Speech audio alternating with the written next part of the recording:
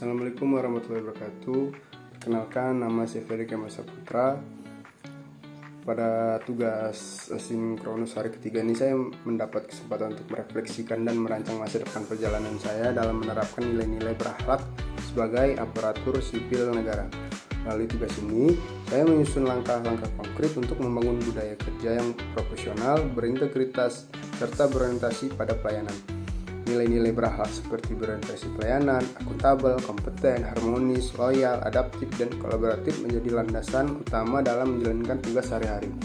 Sebagai bentuk komitmen, saya menuangkan gagasan tersebut ke dalam sebuah video berdurasi 3 menit.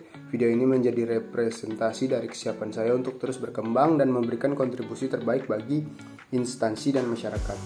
Saya percaya bahwa dengan menerapkan nilai-nilai berakhlak secara konsisten, saya dapat menjadi ASN yang profesional, berintegritas, dan mampu menjawab tantangan di masa depan.